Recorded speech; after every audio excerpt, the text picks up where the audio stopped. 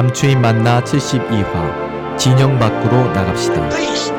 그들이 이 참담한 말씀을 들었을 때 그들은 그것이 작은 것이 아님을 깨닫기 시작했습니다. 그래서 그들은 모든 장신구를 벗어버렸습니다. 이제 여러분은 알 수 있습니다. 그는 하나님을 진정시켰으며 백성들로 하여금 회개케 했습니다.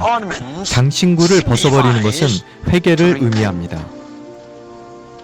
회개한 것입니다. 그들은 회개했습니다. 그래서 진정시킨 것은 성공했습니다. 그 다음 여기에서는 말합니다. 그때부터 이스라엘 자손은 항상 장신구를 벗어버렸습니다. 그들은 자신을 치장하는 것을 포기했습니다. 이제 이것은 매우 괜찮은 것 같습니다. 그러나 이 말을 들어보십시오. 모세는 체험이 많은 사람이었습니다. 그는 알았습니다. 그것은 괜찮다. 그러나 하나님은 그분의 거룩함에 따르면 그 백성들 가운데 더 이상 머물지 않을 것이다. 그래서 모세는 그의 천막을 진영 밖으로 옮겼습니다. 그의 천막은 진영 가운데 있었습니다.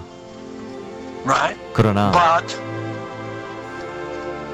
그가 상황을 진정시킨 후에 그는 자신의 천막을 진영 밖으로 옮겼습니다.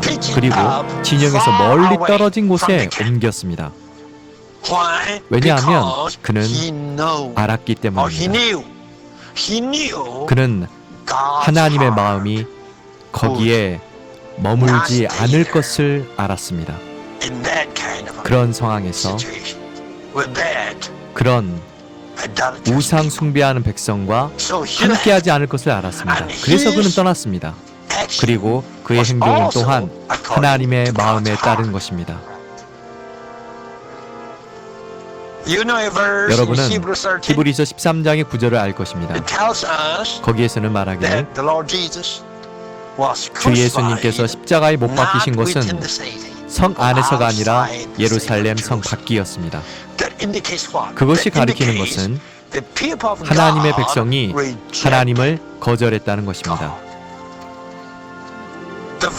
그들에 의해 십자가에 못 박힌 바로 그 예수님은 하나님께서 보내신 분이었습니다.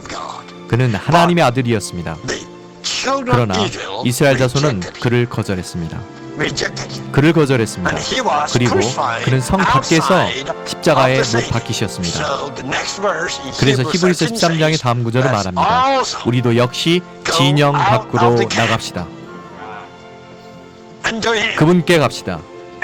거절당하신 그리스도께 갑시다.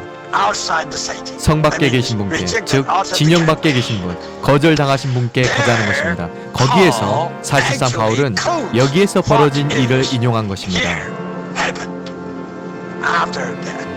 우상 숭배적인 상황 이후에 거기에 있었습니다. 모세는 하나님의 마음을 알았습니다. 그리고 그는 그 상황 안에 머물지 않으려 했습니다. 그리고 그는 상황을 떠났습니다. 그리고 그는 자신의 천막을 그 상황 밖으로 옮겼습니다. 결국 그가 진영 밖으로 옮긴 이 천막이 하나님의 회막이 되었습니다. 이것은 장막이 아니었습니다. 장막은 만들어지지 않았습니다. 그것은 만들어지지 않았습니다. 그러나 이 모세의 장막은 회막이 되었습니다. 누가 만나는 것입니까? 하나님과 그분의 백성이 만나는 것입니다. 그래서 모세가 매번 진영 밖에 있는 그 장막 안에 들어갈 때마다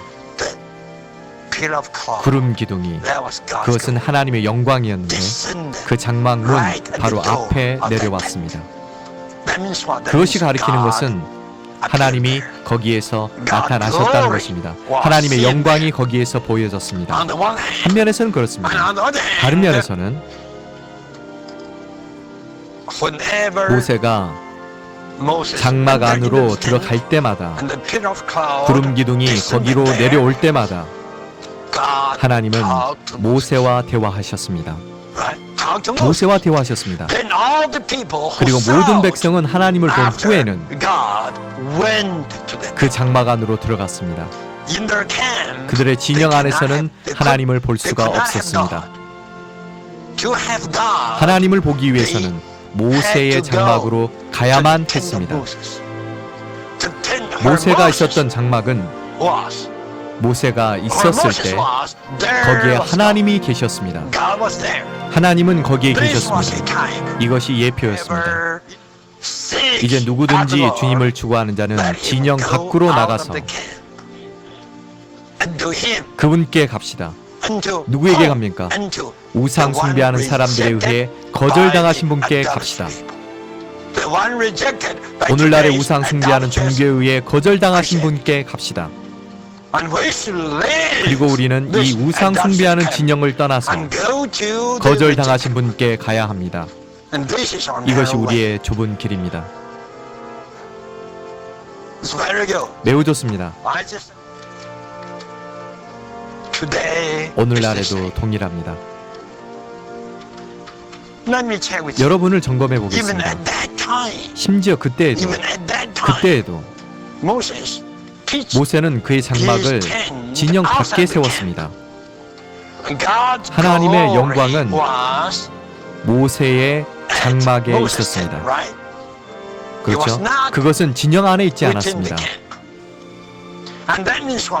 그것이 의미하는 바는 이렇습니다. 하나님의 임재는 거기 진영 안에 있지 않았습니다.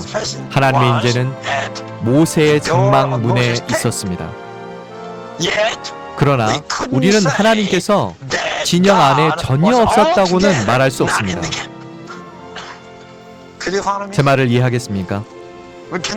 우리는 그렇게 말할 수 없습니다. 그렇죠? 이것은 거기에는 하나님께서 완전히 계시지 않다는 의미가 아닙니다. 제 말을 이해할 수 있습니까? 이것은 우리에게 진지한 공과를 가르쳐 줍니다. 우리는 하나님의 마음을 알아야 한다는 것입니다. 그리고 우리는 하나님의 마음에 따른 사람이 되어야 한다는 것입니다. 그럴 때 우리는 하나님의 임재를 극도로 얻을 수 있을 것입니다. 모세가 얻었던 것처럼 말입니다. 모세는 하나님의 임재를 극도로 얻었습니다. 그러나 이스라엘 자손은 하나님의 임재를 아주 조금만 얻었습니다. 단지 약간일 뿐입니다. 왜냐하면 그들은 하나님의 마음에서 아주 멀리 떨어져 있었기 때문입니다. 그리고 모세는 바로 하나님의 마음에 있었던 사람입니다. 그는 하나님의 마음에 따른 사람이었습니다. 그래서 그는 하나님의 임재를 극도로 얻었습니다. 하나님께서 무엇을 하시든 하나님은 그를 위해 하셨습니다. 그리고 오늘날도 동일합니다. 오늘날에도 동일합니다. 우리는 모두 공과를 배워야 합니다. 오직 모세와 같은 이런 사람만이 하나님의 동반자가 될 수 있습니다. 하나님과 공동의 이익을 소유할 수 있습니다. 하나님의 업무를 수행하기 위해 하나님께 사용될 수 있습니다. 심지어 이 땅에서 그분의 기업을 수행할 수 있습니다. 어떻습니까? 이 정도입니다.